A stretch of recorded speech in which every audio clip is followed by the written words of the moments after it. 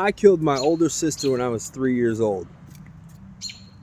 Now that I have your attention, let me get into this message today, all right? I believe that I have a great word for somebody today. I believe that God has blessed this message. It's been burning in my heart for the entire week and just building, and only in a God-like fashion could this ever happen. So I had a great conversation with somebody the other day, and they were telling me about some problems they had growing up, and they told me, they said a person in their family died that meant a lot to them, but then their life got better after that happened, right? And they felt evil about it. They felt wrong. They were like, should I even be saying stuff like that, And I told them, well, for me personally, when I accidentally killed my older sister, I was only 3, but there was, believe it or not, there was blessing that came from that, right? And so let me explain real quick. All right, so by the time I was like 11, I'd be talking to 40, 50-year-old people,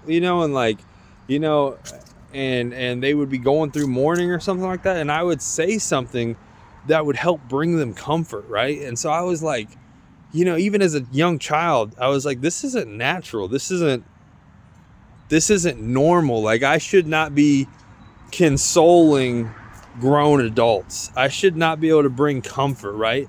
But that's just proof that God's glory can be shown through everything, right? And so, but while I'm sitting there talking to this person about this, and I'm like, is this just a Kyler thought, or is this a biblical thought, right? And I'm like, could I even find anything to back this up and encourage people, right?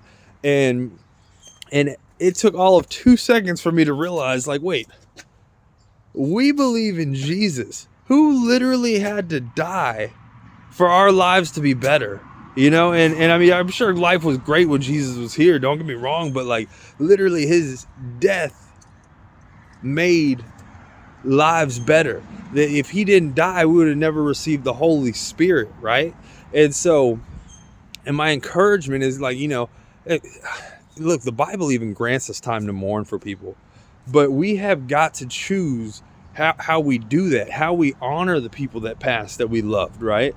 And so I was, it's just been in my heart all week that somebody needs to hear this, right? Because you might lose somebody that's just so important to you, that means the world to you, you know what I mean? And like, even my parents, when they lost my sister, I can't even imagine being a parent myself now. I'm too young to even really remember it.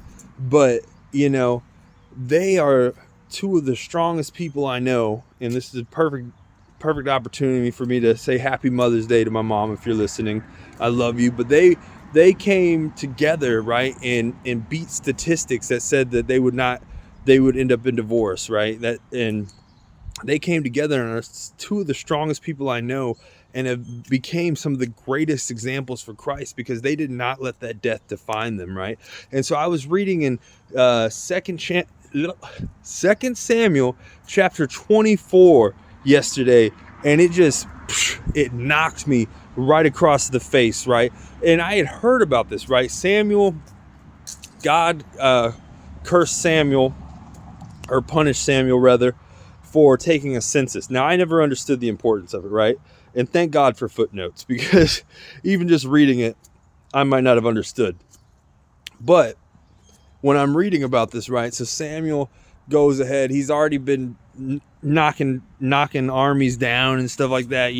There's crazy stories about he's got these 3 mighty warriors, and one took out, like, I think 300 people with a spear, and so it's like God has already blessed him tremendously, right? And so anyways, he decides he's going to go and he's going to count everybody, right? To just see how big and mighty his army is. Well, in the footnotes, it points out that this was because of pride, right?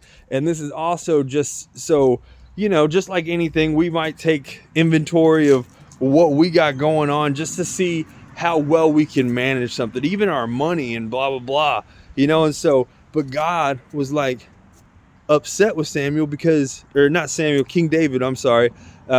He was upset with King David because he was worried about if he had enough manpower, if he could actually do this, if he could actually pull this stuff off when God had blessed him. And then so God got upset. So the reason it connected all these dots for me, right, is because we can't put that type of importance on people, right?